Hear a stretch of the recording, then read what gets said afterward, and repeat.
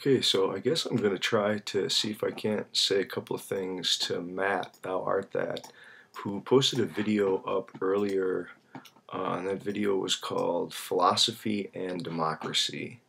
And first off, I guess I wanted to just say, Matt, I really enjoyed that video. Again, you're very thoughtful, very articulate. I I share a lot of your sentiment. I guess as best I was following, some of the recollection stuff, I guess we would have to talk about as I understand it. But the question of the role of philosophy in society, in see, when you move into democracy, it's interesting because I think there's something about the question of the role of philosophy in an individual's life and in public life and now in international affairs and in global affairs. And they, or you might say cosmically, but I think they've always been related, but the kind of political, economic rub across all of it is just more and more apparent. I do also think that there is something about philosophy that gives a promise of mediating the difficult spaces between scientific discourse, religious discourse, various forms of political discourse. I think part of the problem is the degree to which capitalism has now appropriated philosophy as a kind of specialization, and philosophy has become a historical discipline.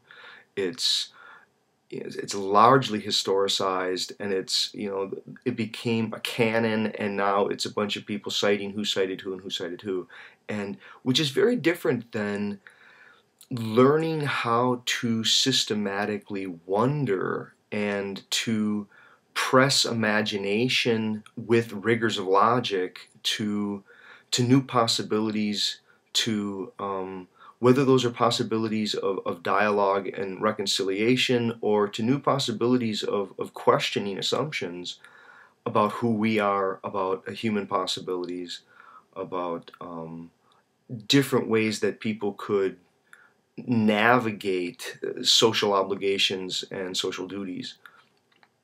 I guess how do I get at some of the what I want to say about that? Again, I enjoyed the video quite a bit, but I think the question of what is theoretical reflection.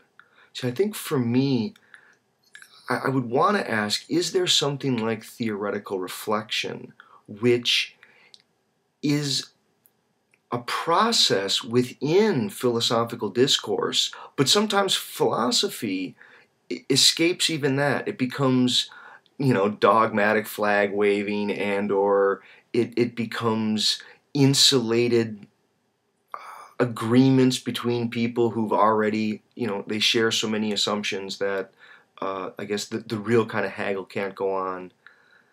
I think the thing that you had said too, which maybe I wouldn't want to, I don't want to disagree with, as much as maybe you want to get into some of the difficulty there as well, is the degree to which philosophy makes room for the individual.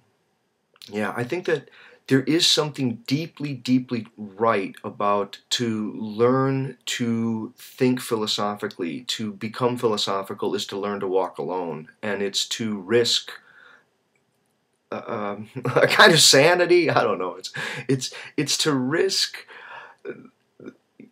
yeah, I guess the kind of mind that you have by being willing to interrogate cultural assumptions and beliefs and all kinds of things that many people just take for granted. Okay, so there's that, and as the word you used, which I appreciate, right, is individuation. Yeah, the conditions have to enable for the person to be individuated out. And to individuate out is to have a register of your own uniqueness, your own once occurrence, but that could be in terms of worldly capacities, worldly engagements.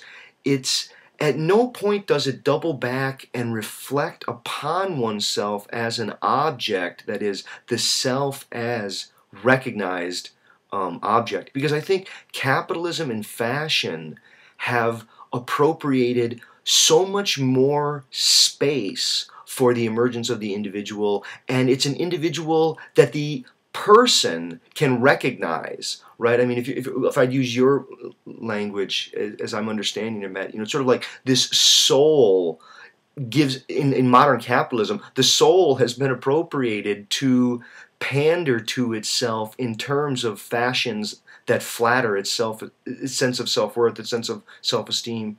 And the threat of narcissism is really significant, right?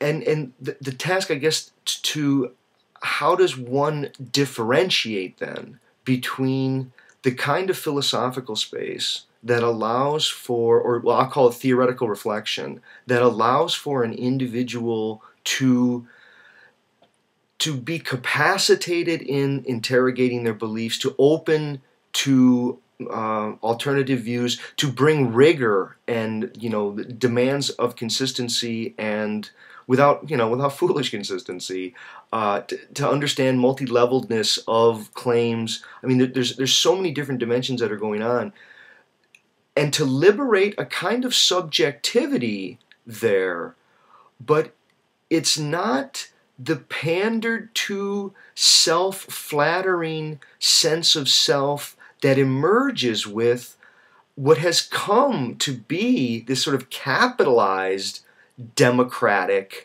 process. That is, capitalism and democracy and fashion have now been woven together to such an extent that I think it's hard for some people to be able to differentiate their own individuation out of the they self and a reckoning with their own most possibility in terms of their own finitude, and basically feeling like they're special because they've accumulated a lot of stuff that they think makes them enviable to others. The degree to which others can appropriate oneself through the back door in terms of what one calls one's desires, or what makes one seem to be worthy of others' veneration and respect and stuff like that. But I think part of the question is to say, what is that process, that discursive practice that allows for these kinds of liberties without congealing into a disciplinary boundary that makes it proprietary and then just one more silo. See, I think this is partly why I've always liked communication theory, is that you can't sequester it, you can't pin it down into some place that occurs only, in one place. Now, you could try to say, well, everything, everywhere, hints of philosophical possibilities, or it has, there's a philosophy of it. We could try to do that, but there's a more direct sense in which anything that we're going to, I guess, articulately deal with and manage and navigate our way through, we're going to have symbols and or talk about. I mean, just very directly, we're going to have to talk about it. And then what are the possibilities of talk? How much is a philosophy of everyday conversation the most potent philosophy as of yet not really harvested? Okay, thanks. Hey, hope you're doing well.